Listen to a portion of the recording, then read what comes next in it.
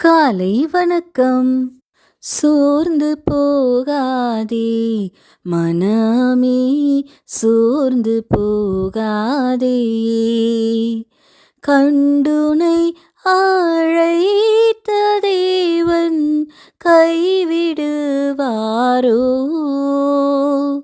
சோர்ந்து போகாதே மனமே, சோர்ந்து போகாதே. ஆமாங்க, ஒரு தோட்டத்துல ஒரு ரோஜா இருந்ததாம். அந்த ரோஜா செடிக்கு பக்கத்திலேயே ஒரு கேக்டஸ் கள்ளி செடியும் இருந்ததாம்.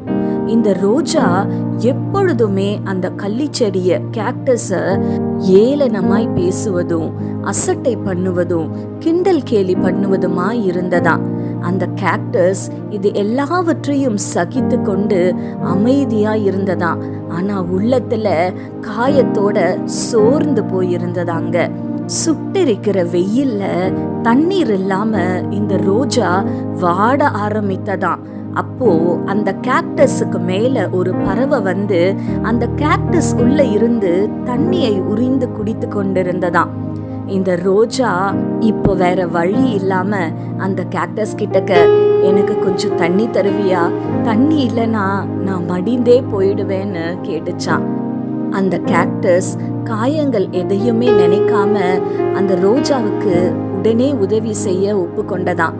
அந்த பறவை கேக்டஸிலிருந்து தண்ணீர் எடுத்து ரோஜாவிற்கு கொடுத்ததாங்க.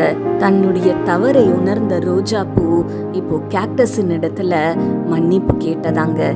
ஒருவேளை இந்த காலை வேளையில நீங்களும் அப்படிப்பட்ட ஒரு சூழ்நிலையில இருக்கிறீங்களா? உங்களை சுற்றி இருக்கிறவங்க உங்களை அசட்டை பண்ணி ஏளனமாய் பேசி உங்களை காயப்படுத்தி கொண்டிருக்கிறாங்களா? சோர்ந்து போயிருக்கிறீங்களா? சோர்ந்து போகாதீங்க.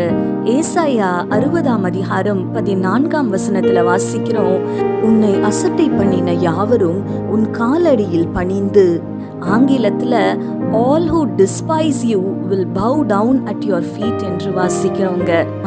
இன்னைக்கு ஒருவேளை நீங்க அசட்டை பண்ணப்பட்டவர்களாய் காணப்படலாம்.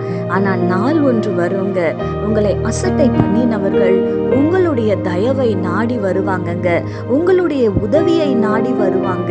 கர்த்தர் அப்படியாய் சூழ்நிலைகளை மாற்றுவார். வேதத்துல கூட யோசேப்ப அவருடைய சகோதரர்கள் அசட்டை பண்ணினார்கள். கர்த்தர் யோசேப்பை எகிப்தில அதிகாரியாக உயர்த்தினார்.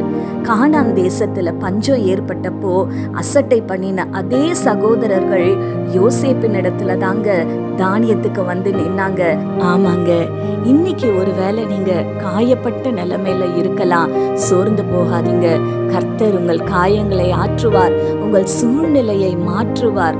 அவரையே நம்பி இருக்கிற உங்களை அவர் ஒரு நாளும் கைவிட மாட்டாருங்க. தைரியமா இருங்க.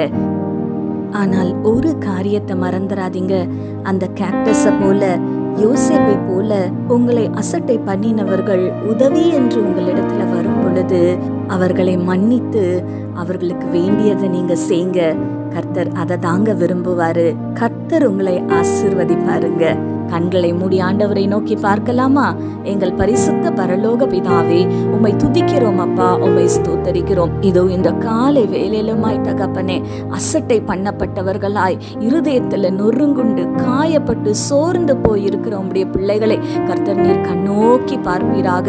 உம்முடைய பிள்ளைகளை கர்த்தாவே நீர் ஆற்றி தேற்றும்படியாய் ஜெபிக்கிறேன்.